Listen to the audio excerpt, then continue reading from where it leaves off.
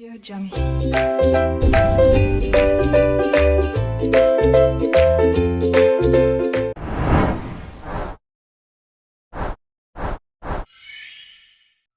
Assalamualaikum warahmatullahi wabarakatuh. Halo teman-teman semua, saya Muhammad Zainal Haq, mahasiswa Pendidikan Fisika Universitas Sultan Ageng Tirtayasa dengan NIM 2280190048. Video ini bertujuan untuk memenuhi tugas mata kuliah dasar-dasar komputasi.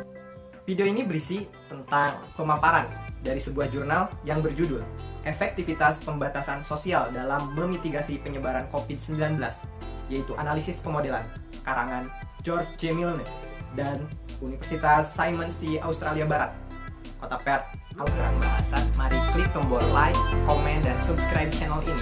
Semoga video ini bermanfaat dan tonton terus sampai akhir ya teman-teman.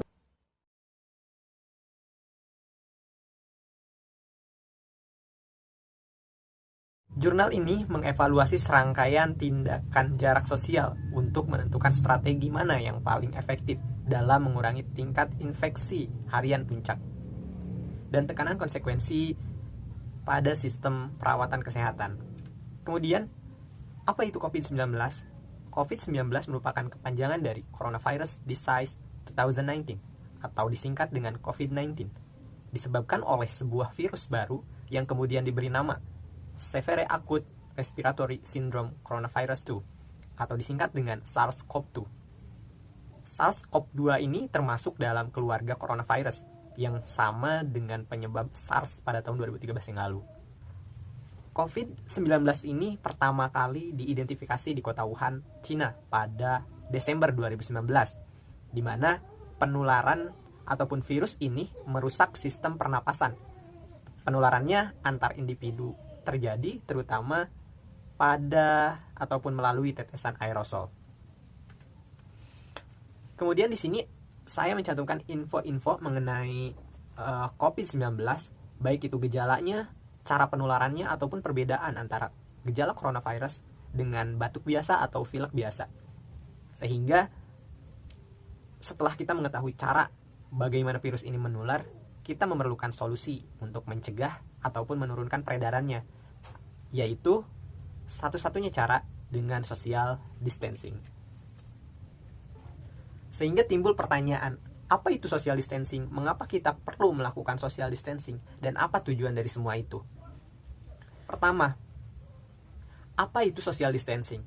Social distancing adalah tindakan pembatasan sosial untuk mengendalikan infeksi atau memperlambat penyebaran suatu penyakit menular, yaitu dalam hal ini COVID-19. Adapun tujuan dari social distancing ini bertujuan untuk mencegah penularan virus dari orang ke orang dengan meminimalkan kontak.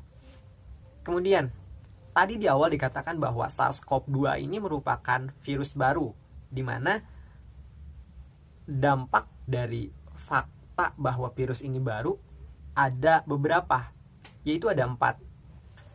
Pertama, itu belum tahu pasti sifat dari virus ini. Yang kedua, belum diketahui pasti apa dan berapa lama efek yang disebabkan virus ini. Ketiga, belum ada obat yang efektif. Dan yang terakhir, belum ada vaksin yang mencegah agar tidak terinfeksi.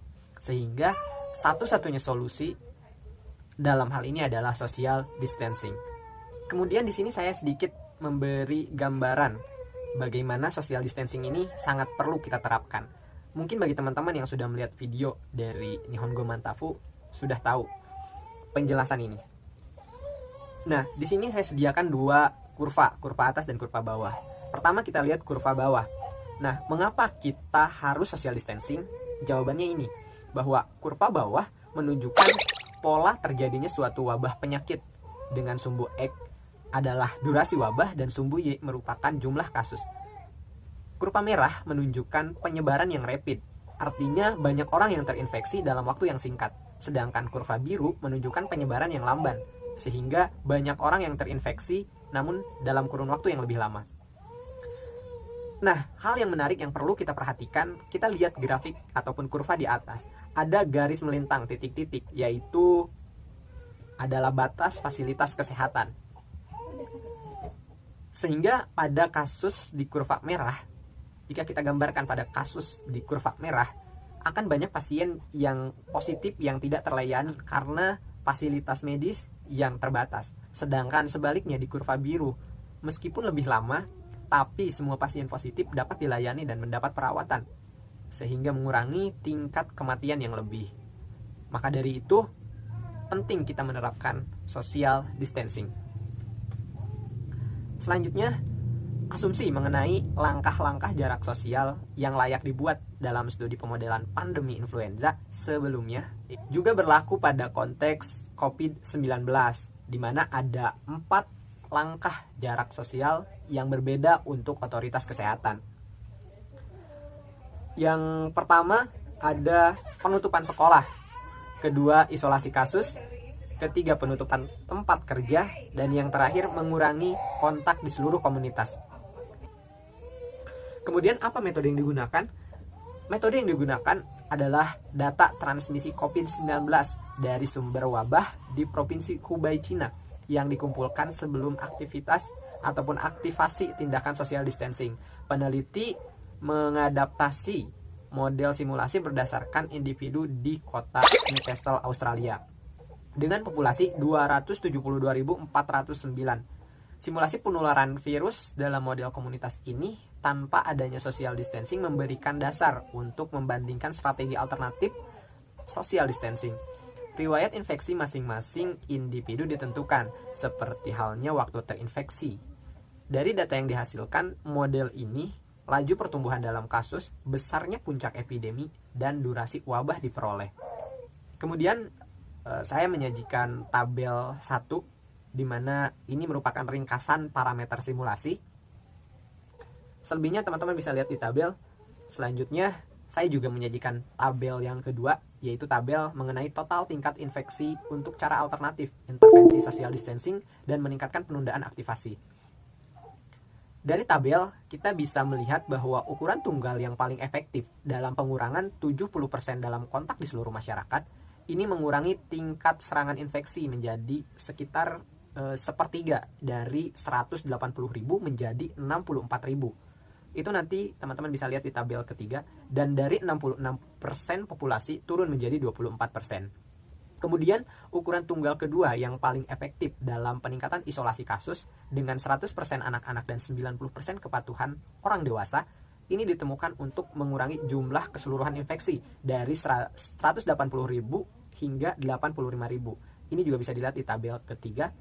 Dan dari 66% populasi menjadi 31%. Dan ini merupakan tabel ketiga, yaitu mengenai jumlah kasus yang terinfeksi untuk cara alternatif intervensi social distancing dan peningkatan penundaan aktivasi untuk kota Newcastle dengan populasi 272.409. Dari tabel tersebut, tindakan jarak sosial gabungan ternyata sangat efektif dengan semua tindakan diaktifkan secara bersamaan. Bahkan dengan penundaan aktivasi selama 8 minggu, strategi gabungan ini mengurangi jumlah keseluruhan infeksi dari 180.000 menjadi hanya 12.000. Kemudian di sini saya akan menyajikan beberapa kurva, di mana kurva pertama mengenai epidemi keterlambatan 10 minggu untuk kota Perth, di mana semua intervensi individu terlihat menurunkan jumlah kasus harian puncak dengan garis putus-putus biru, yaitu pengurangan 70% dari kasus masyarakat menjadi yang paling efektif dalam mengurangi puncak. Diikuti dengan garis ungu, yaitu peningkatan isolasi kasus.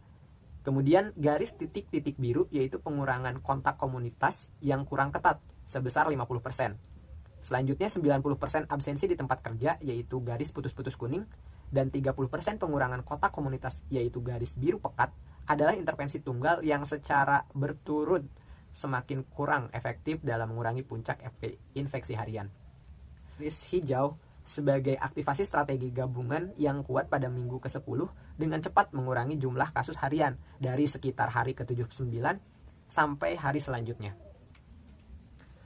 Selanjutnya ada kurva kedua mengenai epidemi keterlambatan 1 minggu untuk Perth, dan kurva ketiga yaitu kurva epidemi keterlambatan 5 minggu untuk kota Perth.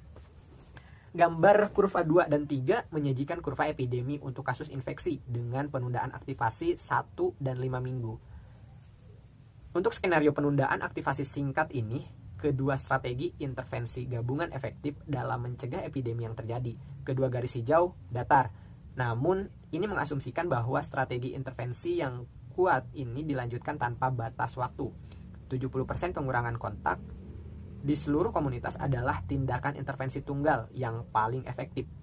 Dan peningkatan isolasi kasus dan pengurangan 50% dalam kontak masyarakat juga terlihat sangat efektif dalam mengurangi pertumbuhan dalam jumlah kasus dan penundaan puncak epidemi. Kurva selanjutnya yaitu kurva epidemi lansia yang terinfeksi, diskalakan ke populasi lansia PERT, di mana pada kurva ini menunjukkan bagaimana jarak sosial yang kuat menggabungkan semua langkah-langkah jarak sosial.